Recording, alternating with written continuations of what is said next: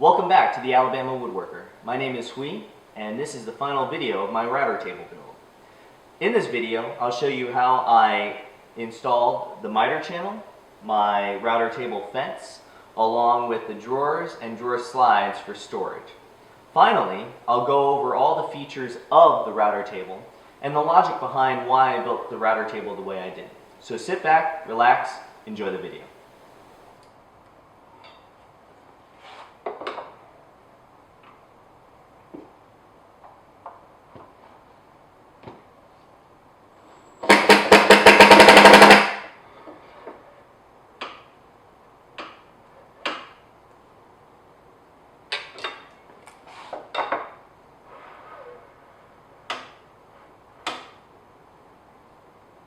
The next accessory that I need to attach to my router table is this Mitre Track, which also has a 1/4 inch mini track on it as well. I've already marked out where I want the Mitre Track to be, and that's going to be approximately 1 inch away from the edge of the router table insert plate.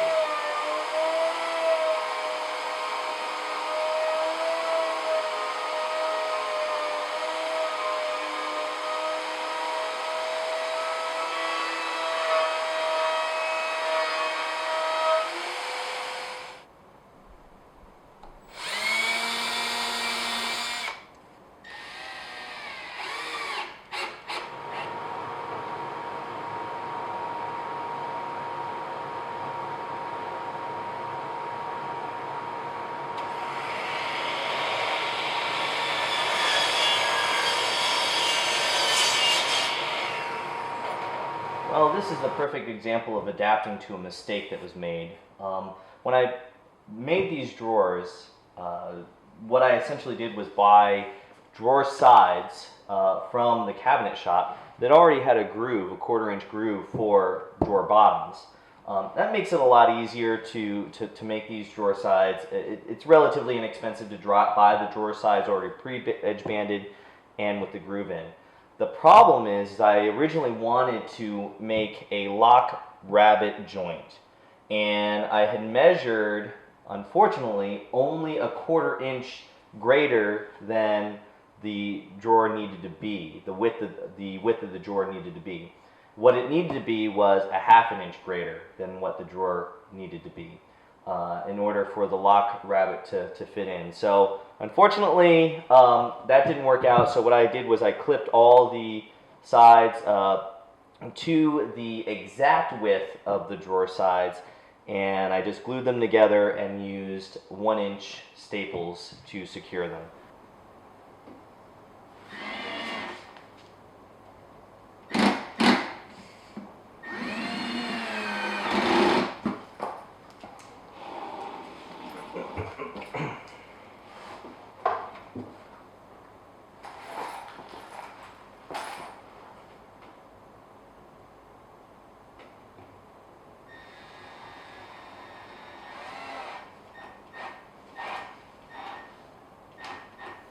I've completed the building of the drawers and the installation of the drawer slides, and they seem to be working really well. Now, obviously, I didn't use the lock rabbet joint, which is what I originally intended of using in the first place, but I think 1 inch 18 gauge crown staples along with glue are going to work just fine for my applications. I mean, I'm not going to be putting any really heavy tools in these drawers, but having the capacity is really more of the important thing. After that, I need to install the drawer fronts, which are going to be 3/4 inch birch plywood that's edge banded, and then also drawer pulls, which I actually make out of oak. What I take is oak and glue a couple of strips together, and then cut the angles out for these drawer pulls, and they seem to be working really well. I've done them for all the drawers in my workshop, and I really like them a lot, so I'm going to continue to do that and keep it consistent.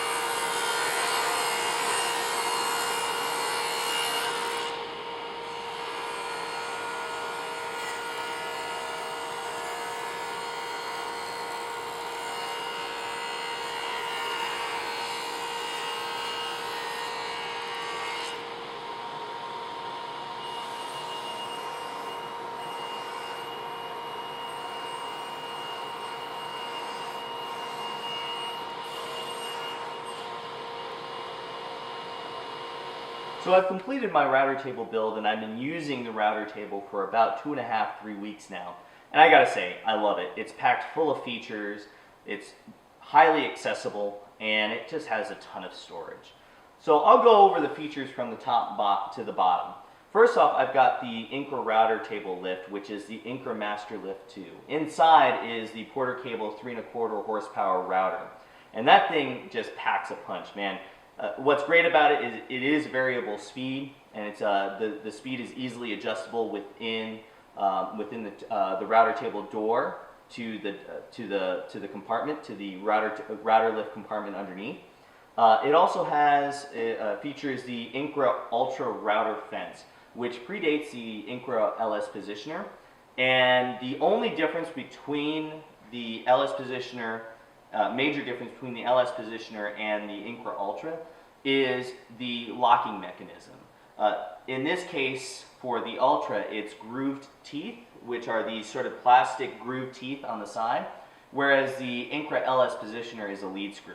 So other than that, though, it functions just the same as the LS positioner, and better yet, it was $100 on Craigslist. So can't go wrong with that.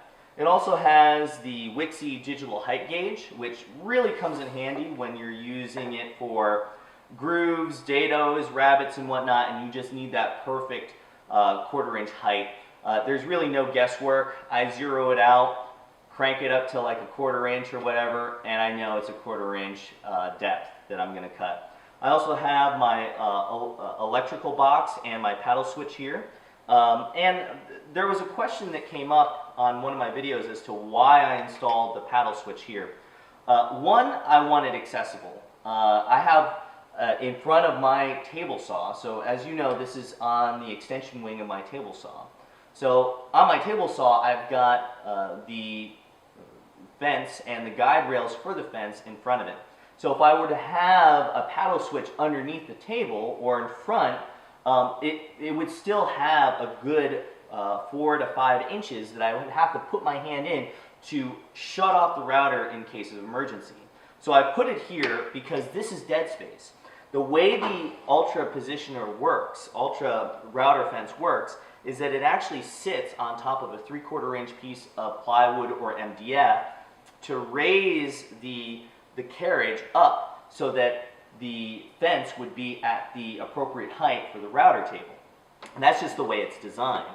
So I knew from the get-go that there would be this dead space to the right, well, my left of the router fence. So I went ahead and put the electrical box and the Wixie gauge there where it's easily accessible and easily viewable. So then I also have the Mitre Track and the Mini Track. And this Mitre Track is a standard Mitre Track, 3/4 inch by 3/8 inch. Fits any miter gauge, no problem.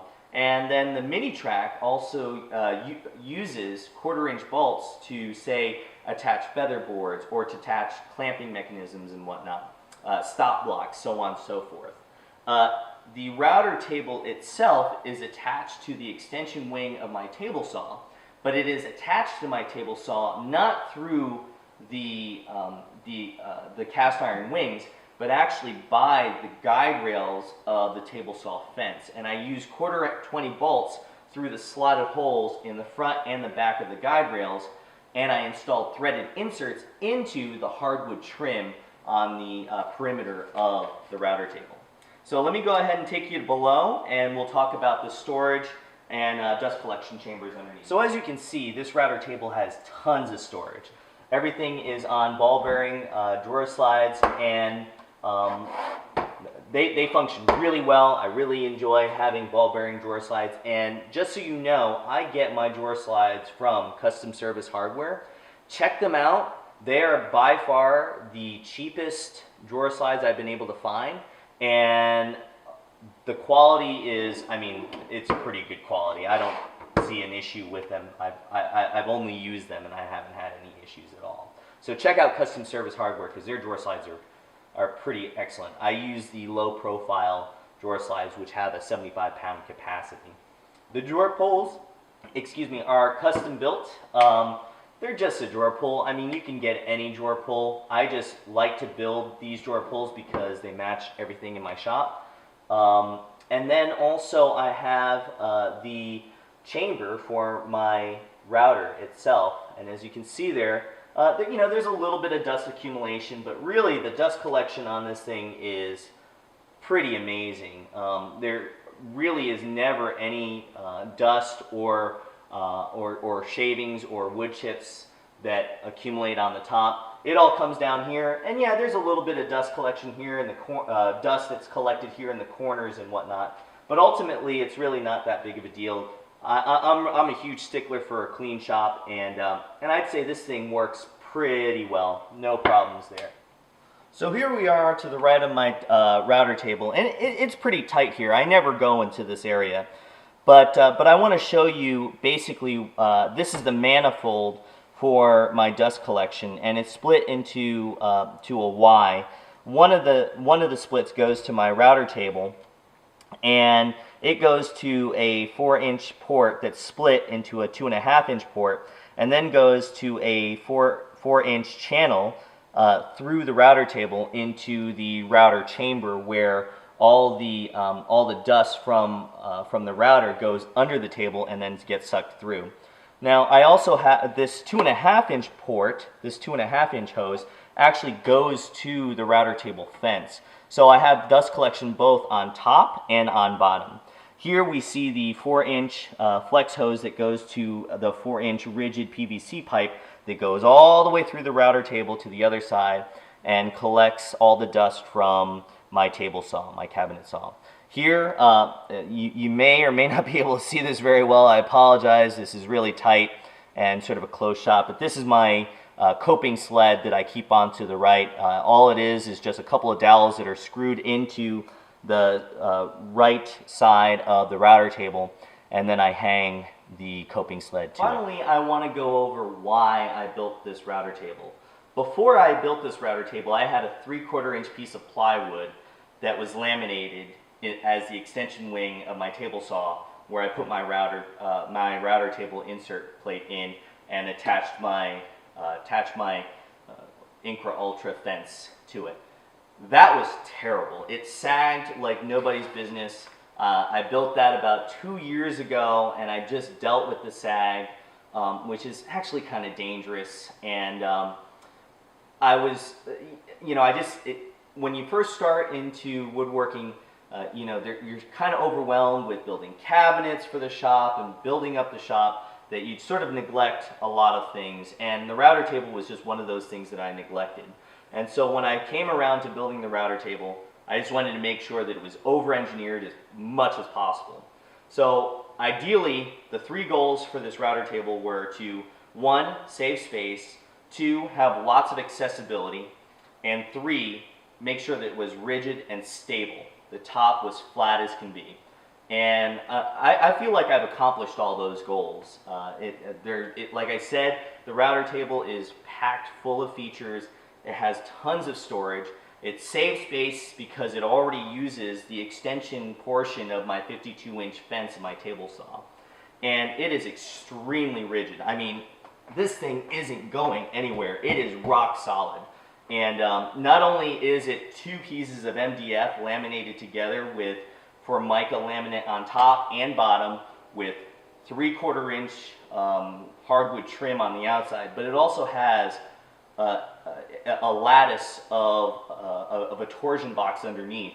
So I don't see this thing rocking, bowing, dipping at all. And it did take me longer to do the top than any other portion of this router table, but man, it's just worth it in the end. I should have done this in the beginning, but I didn't know enough. And so I hope you guys were able to learn something from this and possibly get some ideas. You know, I'm not the best woodworker, and I'm also not the best video maker, but like I said, I wanted to give back to the community, and I hope in some way I do. So thank you for watching, and I hope to put out a lot more videos, so stay tuned, and if you like what you see, subscribe. Thanks a lot. Have a good day.